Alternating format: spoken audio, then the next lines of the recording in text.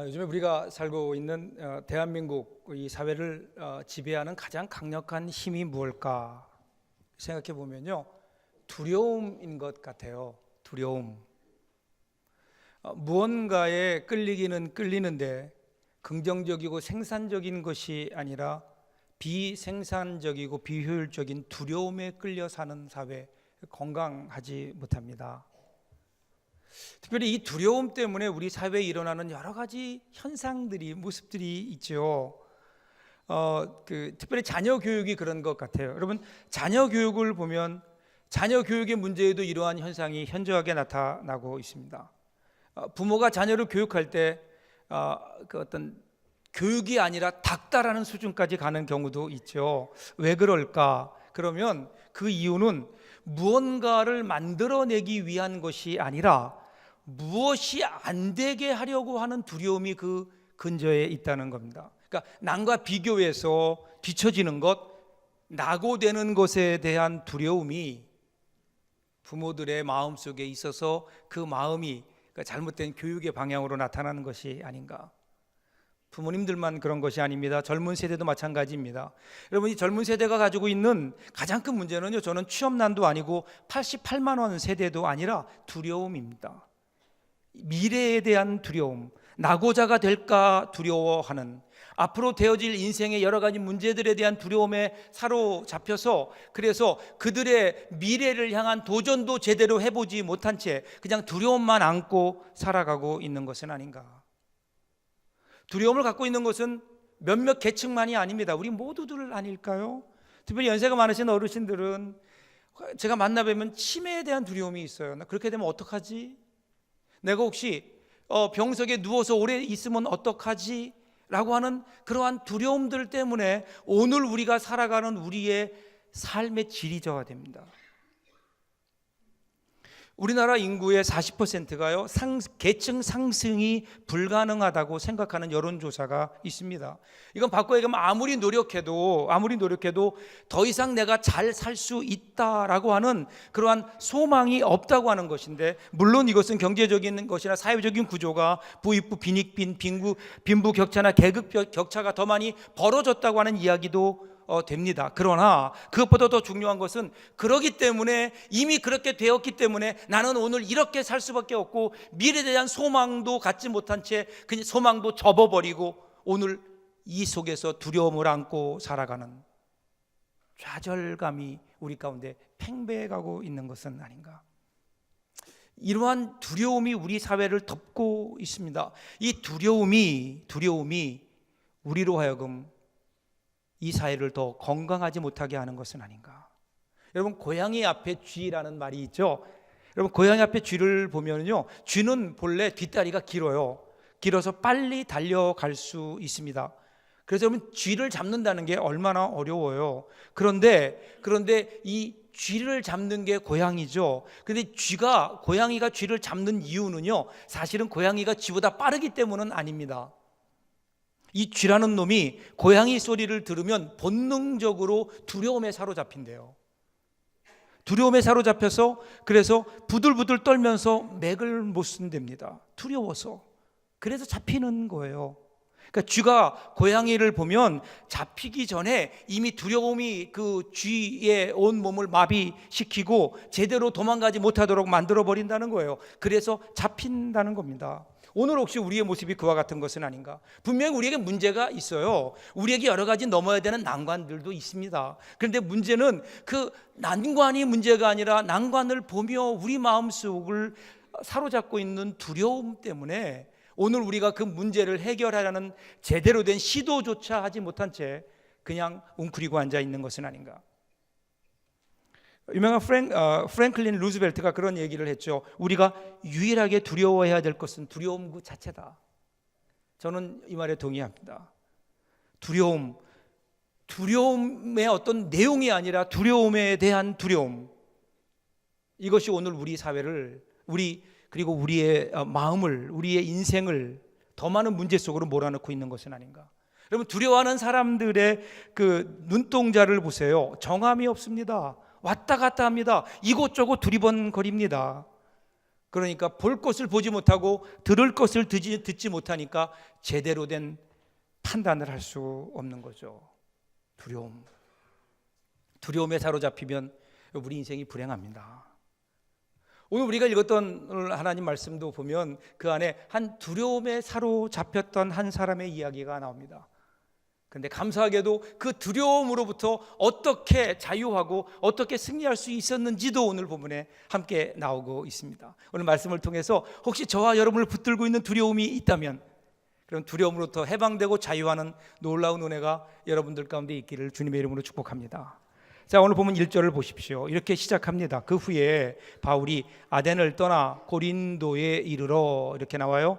오늘 이 말씀은 아덴을 떠나서 고린도에 왔다, 단순한 기록 같지만 사실 여기에는 자세한 사도 바울에 관한 이야기가 나오지 않지만 이 내용을 기록하고 있는 고린도전서 2장 3절을 보면 이렇게 기록해요. 내가 너희 가운데 거할 때에 약하고 두려워하고 심히 떨었노라, 이렇게 나옵니다.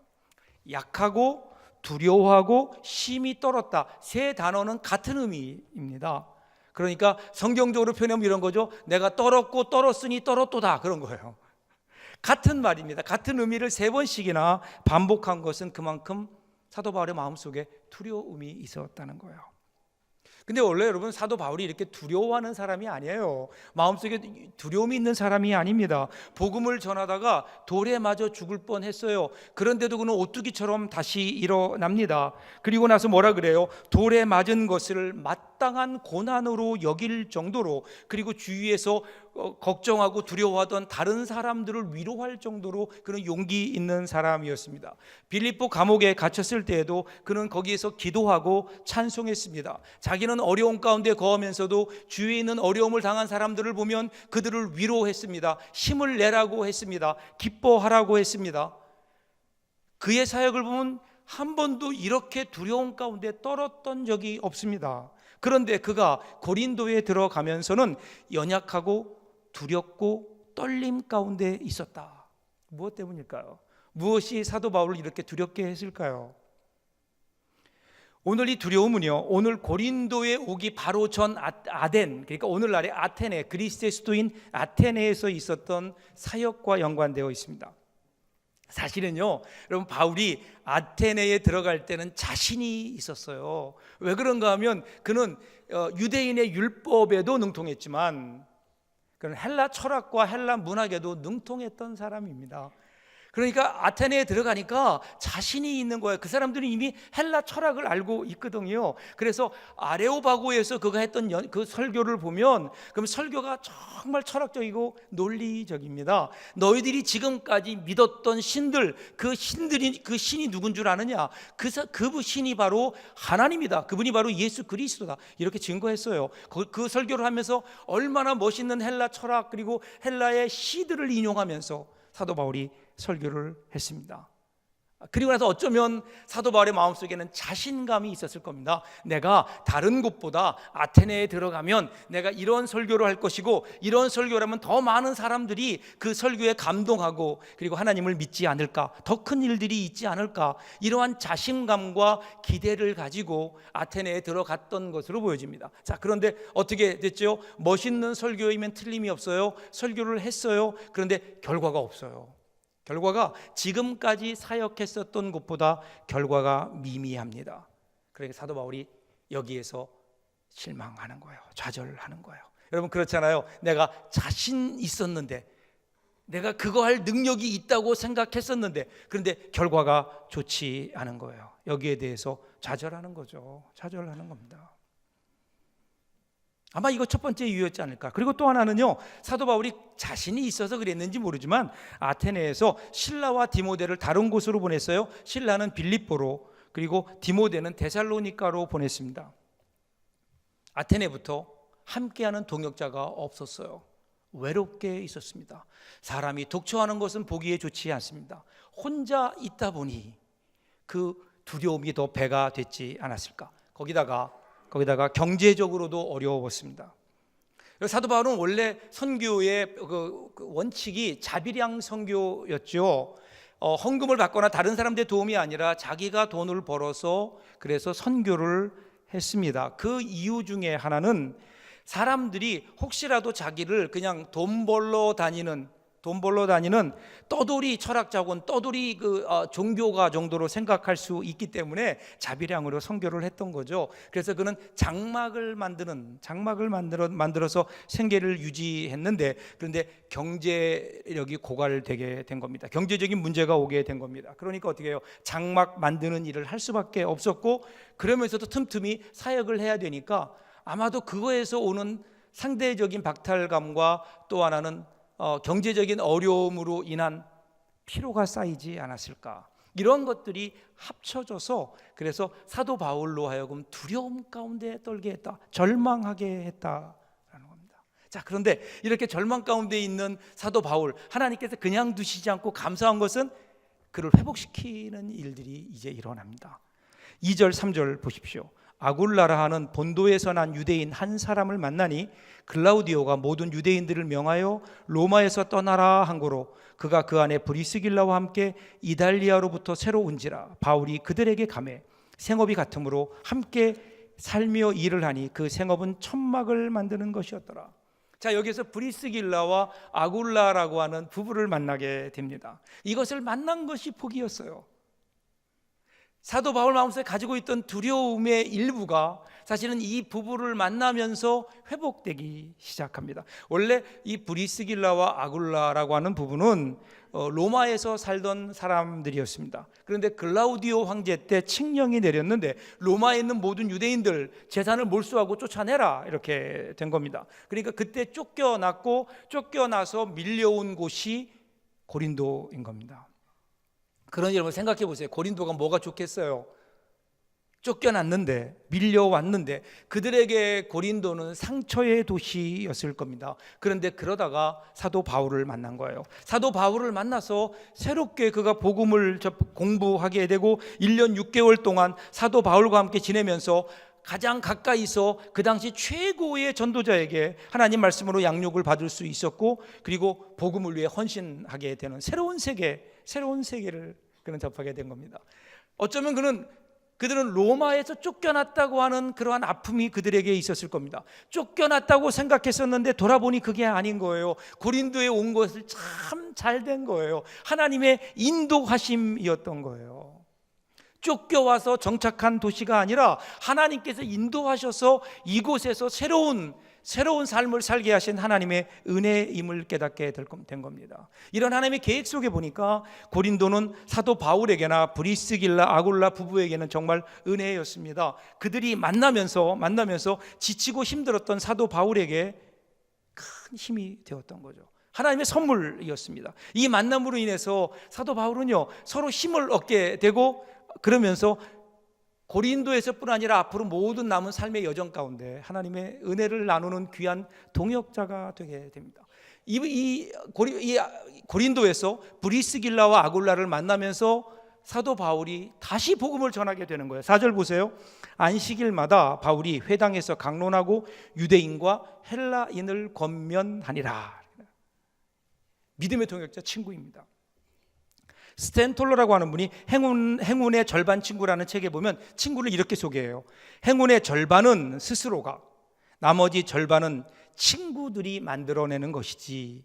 따라서 자네의 성취는 자네의 친구들이 간절히 바랐기 때문이었다는 사실을 잊지 말게, 이렇게 얘기합니다. 그렇죠?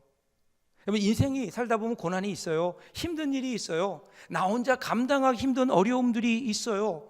그럴 때 만약에 내가 가지고 있는 그 문제를 함께 해주고 그 문제를 함께 나누며 그 문제를 위해 기도해 줄 수 있는 친구들이 있다면, 그럼 여러분 달라지지 않을까요?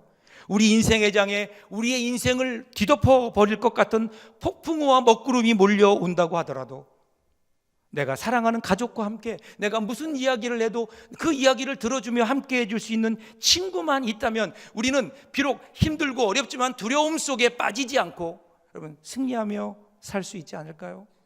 그래서 하나님께서 그 사도 바울에게 브리스길라와 아굴라를 보내주십니다. 오늘 여러분들에게 브리스길라와 아굴라는 누구입니까?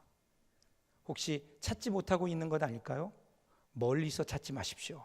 여러분 주위에 분명히 하나님께서 보내신 브리스길라와 아굴라가 있을 겁니다. 자, 그뿐이 아니에요. 또 하나의 선물이 기다리고 있습니다. 5절 보세요. 5절 상반절을 먼저 보시면 실라와 디모데가 마게도냐로부터 내려오매 이렇게 나옵니다. 자, 실라와 디모데가 왔어요.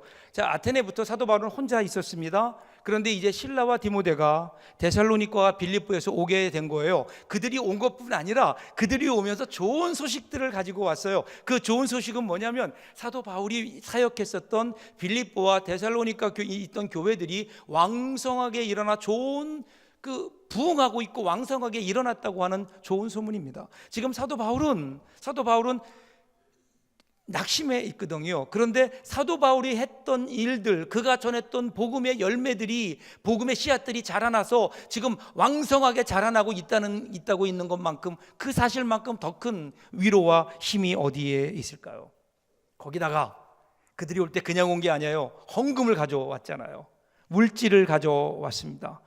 복음 잘 전하라고 사도 바울의 어려움을 알고 빌립보 교회에서 헌금을 해 주었거든요. 그래서 헌금을 가져온 겁니다. 넉넉한 선교비를 가져온 거예요. 그러니까 이후부터 사도 바울이요, 장막 만드는 일을 그만둡니다.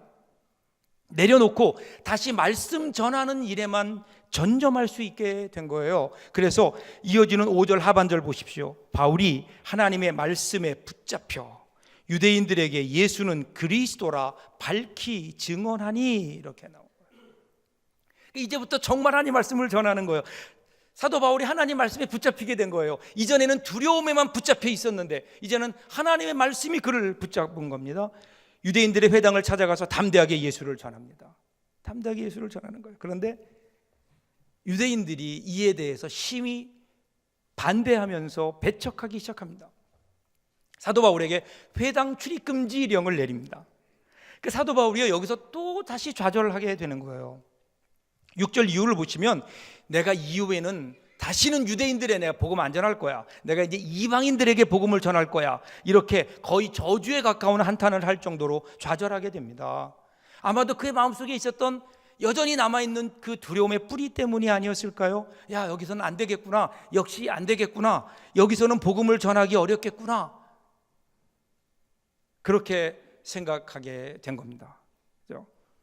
이제는 내가 더 이상 유대인들의 복음을 전하지 말고 다른 곳으로 가야 되겠는데 어디로 가야 될까? 그런 사도 바울에게 하나님께 뜻밖의 위로를 주시죠. 회당에서 쫓겨났는데 회당장 그리스보가 예수를 믿게 된 겁니다. 아이러니컬하죠?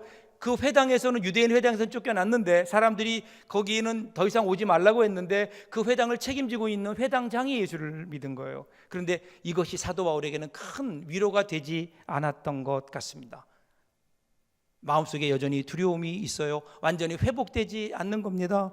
사도 바울의 마음이 회복되지 못했습니다. 자, 이제 고린도에서 내가 복음을 전해야 되느냐, 이제는 전도하기도 두렵구나, 누가 내 말을 듣겠느냐, 더 이상은 내가 복음 전할 힘도 없구나, 어디로 가야 되느냐, 이러고 있는데 그 가운데 하나님의 말씀이 들려옵니다. 9절 볼까요? 밤에 주께서 환상 가운데 바울에게 말씀하시되 두려워하지 말며 잠잠하지 말고 말하라. 하나님께서 사도 바울에게 지금 찾아오셔서 말씀하시는 거예요. 두려워하지 말라는 거예요. 두려워하지 말아라. 이게 무슨 의미일까요? 여러분, 지금 두려움의 원인은, 사도 바울은 지금까지 다른 사람들에게 있었다고 생각을 했어요. 주위 환경에 있었다고 생각했어요. 그런데 지금 하나님은, 야, 두려움의 원인은 네 안에 있다고 말씀하시는 거예요.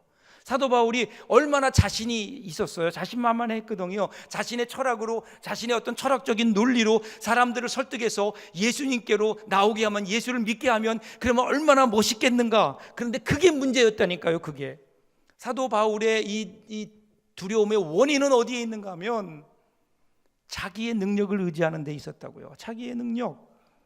이 일을 시작하신 분이 사도 바울이 아니에요. 하나님이 시작하셨어요. 그리고 하나님께서 능력을 주시는 거예요. 우리는 그 말씀의 명령에서 사도 바울은 복음만 전하면 되는 것인데, 어느 때부턴가 사도 바울도 자기도 모르는 사이에 자기의 능력, 자기의 철학, 자기의 지혜를 의지하기 시작했는데, 그런데 그것이 두려움의 근원이었다는 겁니다. 오늘 우리도 마찬가지 아닐까요?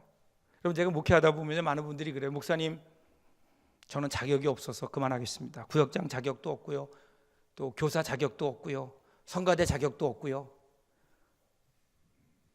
그만하겠습니다. 그런데 여러분, 그 고백을 조금 더 깊게 들여다보면 이런 거 아닐까요? 그래도 나는 좀 잘할 줄 알았는데, 내 능력 가지고 하면 그래도 내가 이 정도는 할 줄 알았는데, 그런데 목사님 해보니까 그게 아니래요. 여러분, 내 능력으로 할 수 있는 일이 아닌 것을 우리는 내 능력으로 하려고 하는 것은 아닌가? 하나님의 일을 내 능력으로 하는 게 아니잖아요.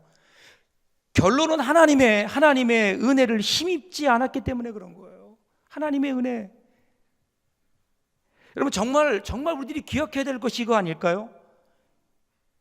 오늘 우리가 만약에 절망한다면, 오늘 우리가 삶을 살다가 여러 가지 문제들로 인해 절망하고 좌절하고 두려움 가운데 사로잡힌다면, 그것은요, 하나님의 은혜에 대한 모독입니다.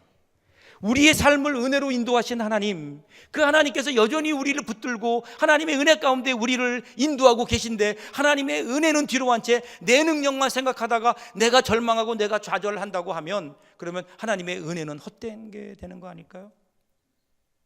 절망은, 좌절은 하나님의 은혜에 대한 모욕입니다. 그래서 하나님께 사도 바울에게 얘기해요. 잠잠하지 말고 전하라라는 거예요. 사도 바울이 해야 될 일은 뭐냐면요, 사람들을 구원하려는 거 아니에요. 그 사람들을 하나님께로 데리고 나오라는 것 아니에요. 그냥 전하라는 거예요. 전하라. 이것이 사도 바울의 해야 될 일인데, 사도 바울이 오해했던 것 같아요.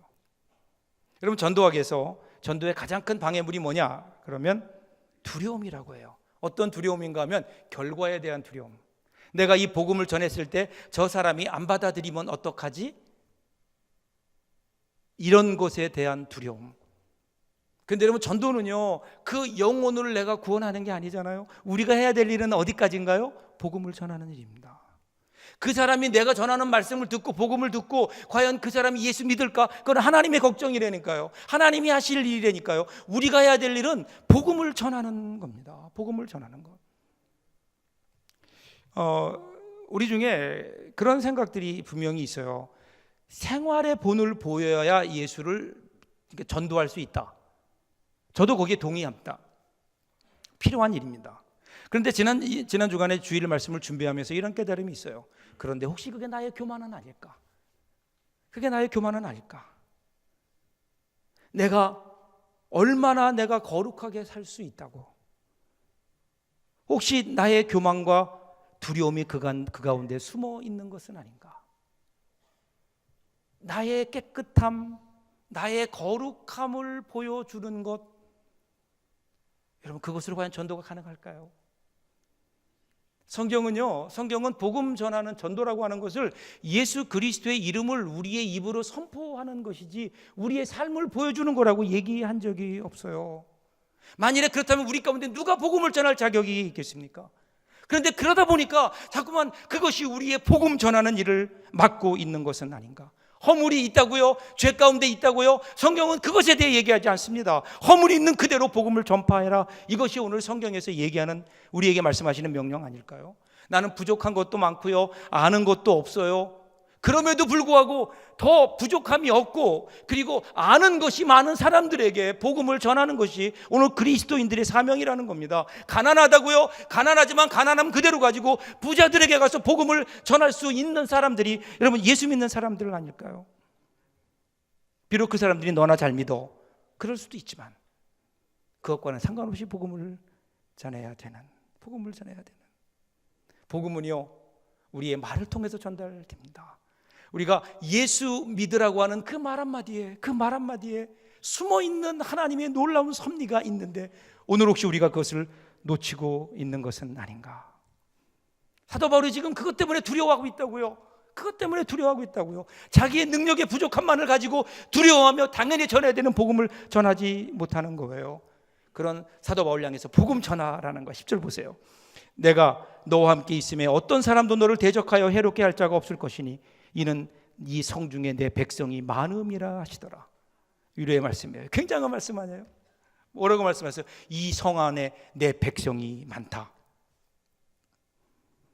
아무도 믿을 것 같지 않은데 하나님께서 말씀하세요. 야, 이미 내가 예정한 사람들, 내가 내 백성을 삼기로 예정한 사람들이 이 안에 많이 있다. 사도 바울이 겉으로 볼 때에는요, 이 고린도 사람들은 부유합니다. 향락을 즐기며 살아갑니다. 부족함이 전혀 없어 보입니다. 필요한 게 없어 보입니다. 그들에게는 예수도 필요 없을 것처럼 보입니다. 그런데 주님이 보실 땐 다른 거예요. 거기에 내 백성이 많다.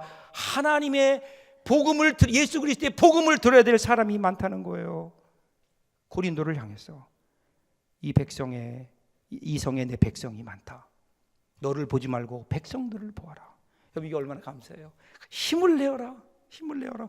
그래서 이 말에 사도 바울이 힘을 내요. 그래서 마지막 11절 보세요. 1년 6개월을 유하며 그들 가운데 하나님의 말씀을 가르치니라. 아까 말씀드렸죠. 사도 바울이 그렇게 길게 사역하지 못했었는데 가장 길게 사역한 곳 중에 하나가 고린도 교회입니다. 1년 6개월 있으면서 거기에서 놀라운, 이전에 경험해 보지 못했던 놀라운 선교의 열매들을, 전도의 열매들을 거기서 맺는 거예요. 거기서 그는 하나님의 능력을 경험하게 됩니다. 사랑하는 여러분, 지난 주간에 저희 교회가 캄보디아 선교를 다녀왔죠. 선교하면서 제가 한 일이 뭔지 아세요? 제가 한 일은 식사를 준비하는 일이었습니다. 이한영 목사님이 그 주방장이었고요, 제가 부주방장이었습니다. 저희가 뭘 한다니까 이렇게 상당히 여러분들 눈초리가 뭘 먹었겠냐 그런 눈초리인데, 궁금하신 분들은, 뭘 먹었는지 궁금하신 분들은 다음번 선교에 참여하시면 됩니다. 그리고 제가 한 또 하나의 아주 중요한 일이 있었습니다. 그것은 의료 선교였는데요. 많은 병자들이 왔어요. 병자들이 왔을 때 의사 선생님들의 어떤 처방을 받고 약을 처방받은 다음에 저에게 오게 돼 있습니다. 그러면 제가 그들을 위해 기도하는 거였어요. 말은 잘 안 통했지만 제가 그분들을 위해서 그분들의 머리에 혹은 그분들의 어깨에 손을 얹고 제가 기도했습니다. 그때 무슨 기도한 줄 아세요? 하나님, 이 앞에 있는 이 할아버지 병에서 건강하게 해주세요. 그리고요, 꼭 예수 믿고 구원받게 해주세요. 하나님의 자녀가 되게 해주세요. 기도한 후에 선물을 주면서 제가 이 말을 꼭 했어요. 쏨쭈어 뿌레아 예수. 쏨쭈어 뿌레아 예수. 캄보디아 말로요, 예수 믿으세요 라는 말이었어요. 예수 믿으세요. 예수 믿으세요. 쏨쭈어 뿌레아 예수. 그 말을 하면서 어느 순간 저에게 온 깨달음은 그거였어요. 야, 너 이 말 참 오랜만에 한다. 너 이 말 참 오랜만에 한다. 지난 1년 사역을 돌아봤는데요, 제가 여기서 목회하면서 사람들에게 예수 믿으세요라고 얘기한 적이 별로 기억이 없어요.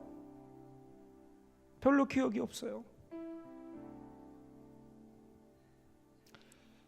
그러다 보니까 하나님께서 억지로라도 시키신 것이 아닌가. 이 말 좀 잊지 말고 살아라.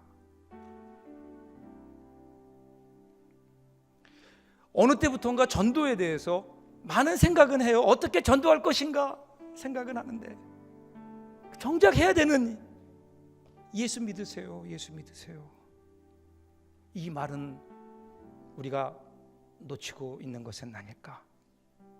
정작 중요한 예수를 잃어버리고 있는 것은 아닌가. 제가 기도하면서 이 지역을 위해서 기도했어요. 나도 바울은 아니었을까. 고린도라고 하는 도시를 바라보면서 두려움 가운데 있었던 바울과 같이 이 지역에 들어선 아파트를 바라보면서 굳게 닫혀진 아파트의 문을 바라보면서 혹시 나도 모르게 전도에 대한 두려움 가운데 있지는 않았을까. 저들 가운데 분명히 하나님께서 택하신 하나님의 백성들이, 내 백성들이 있다고 말씀하시는데, 그런데 우리는 두려움 때문에 전도하지 못한 채 있는 것은 아닌가. 하나님 저에게 그런 도전을 주셨어요. 여러분, 오늘 우리 마찬가지 아닐까? 우리 살다 보면요, 이런저런 두려움들이 우리에게 너무 많아요. 그 두려움이 우리로 알고 하나님이 일하는 걸 방해해요. 믿음의 세계를 향하여 나아가는 우리의 발목을 잡고 있다고요. 안 된다고. 더 이상 전도는 안 된다고. 너는 여기에 머물러 있어야 된다고. 우리를 붙들고 있는 두려움들이 우리에게 있어요. 오늘 두려움으로부터 해방될 수 있기를 주님의 이름으로 축복합니다. 우리 주님 말씀하세요. 두려워하지 말라고요. 앞을 향해 나아가라고요. 너희들이 해야 될 일을 하라고요. 그때 여러분 우리 가운데 주신 하나님의 놀라운 자유가 우리에게 있는데, 오늘 저와 여러분들에게 그런 은혜가 있기를 주님의 이름으로 축복합니다. 여러분 삶 속에 있는 두려움을 떨쳐버리고 믿음을 가지고 용기 있게 나가는 여러분들 될 수 있기를 주님의 이름으로 축복합니다. 안 된다고만 하지 말고 이 지역에 하나님께서 구원하시고자 하는 하나님의 백성들을 향하여 담대하게 복음을 전하는 우리 교회가 되면 얼마나 좋을까요? 이 귀한 은혜 여러분 삶 속에 넘쳐나기를 다시 한번 주님의 이름으로 축복합니다. 기도하겠습니다.